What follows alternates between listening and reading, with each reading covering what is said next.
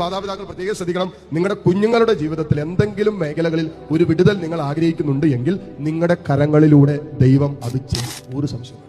പക്ഷേ എന്തുകൊണ്ട് ദൈവം പ്രവർത്തിക്കുന്നില്ല എന്ന് വെച്ചാൽ നമ്മളിൽ ഒത്തിരി തിന്മ പ്രവർത്തിച്ചുകൊണ്ടിരിക്കുക. പിന്നെ നമ്മൾ കുഞ്ഞുങ്ങൾ വിടുതൽ കിട്ടാൻ വേണ്ടി പ്രാർത്ഥിച്ചാൽ ചിലപ്പോൾ നമ്മളിലുള്ള തിന്മയായിരിക്കും കുഞ്ഞുങ്ങളിലേക്ക് പോകുന്നത്. മക്കളിലൊക്കെ ചില അസ്വസ്ഥതകൾ, രോഗങ്ങൾ, വിട്ടുവിട്ട് വരുന്ന പ്രശ്നങ്ങളൊക്കെ കാണുമ്പോൾ നമ്മൾ വിചാരിക്കുന്നത് കുഞ്ഞിന്റെ പ്രശ്നമാണെന്ന്. എല്ലാം അങ്ങനെയല്ല. മാതാപിതാക്കൾ പ്രത്യേകിച്ച് ദാമ്പത്യത്തിൽ ഒരുമിപ്പിക്കപ്പെട്ട ദൈവസ്നേഹത്തിന്റെ ഐക്യത്തിൽ ജീവിക്കാൻ വിളിക്കപ്പെട്ട ദാമ്പത്യ ജീവിതത്തിന്റെ വിളിക്കും വിശ്വസ്തതയ്ക്കും മങ്ങലേക്കുമ്പോ അതിന്റെ റിഫ്ലക്ഷൻ ഉണ്ടാകുന്ന കുഞ്ഞുങ്ങളിൽ. കുഞ്ഞുങ്ങളുടെ പഠനം, അവരുടെ ജോലി, അവരുടെ വിവാഹം, രോഗാവസ്ഥകൾ, ഇതൊക്കെ എന്തിനാണെന്നറിയാവോ? ഇത് ദൈവം ഈ അടയാളങ്ങൾ തരുന്നത് എന്തിനാ?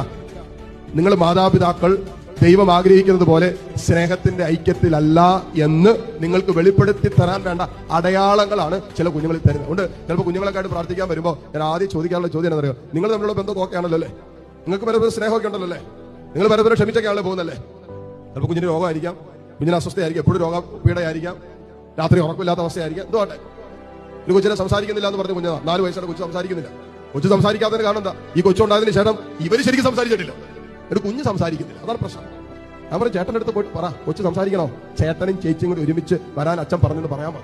കൊച്ചിന്റെ കാര്യമായതുകൊണ്ടാണ് തോന്നുന്നു പുള്ളി വന്നു. അവർ എല്ലാ ദിവസവും നിങ്ങൾ ഒരുമിച്ച് സന്ധ്യാപ്രാർത്ഥന ചൊല്ലുകയും സന്ധ്യാപ്രാർത്ഥന കഴിഞ്ഞ് നിങ്ങളുടെ കുഞ്ഞിന്റെ ശിരസിൽ കരങ്ങൾ വെച്ച് നിങ്ങൾ പ്രാർത്ഥിക്കുകയും ചെയ്തോ, നിശ്ചയമായിട്ടും കുഞ്ഞിന്റെ നാവിന്റെ 4 വർഷമായിട്ട് കെട്ടപ്പെട്ട് കിടക്കുന്ന കുഞ്ഞിന്റെ നാവിന്റെ കെട്ട് അടുത്ത 6 മാസത്തിനുള്ളിൽ അഴിയും എന്ന് ഞാൻ പറഞ്ഞു. അപ്പൊ എനിക്ക് അങ്ങനെ ആത്മാവ് തന്ന 6 മാസം പറഞ്ഞു. പക്ഷേ 3 മാസം കഴിഞ്ഞപ്പോൾ കാരിസ്മയുടെ സ്റ്റേജിൽ കയറി ഈ കുഞ്ഞ് സംസാരിക്കുന്ന കുഞ്ഞുമായിട്ട് ഒരു സാക്ഷ്യം പറഞ്ഞു. കുഞ്ഞ് ശരിക്കും പറഞ്ഞാൽ കുഞ്ഞിന് ഒരു അസുഖമില്ലായിരുന്നു. കുഞ്ഞിന്റെ നാവ് കർത്താവ് കെട്ടിയിട്ടത് ഈ മാതാപിതാക്കള് സ്നേഹത്തിന്റെ സംഭാഷണങ്ങളില്ല എന്ന് അവർക്ക് വെളിപ്പെടുത്തി കൊടുക്കാൻ വേണ്ടി മാത്രമായിരുന്നു.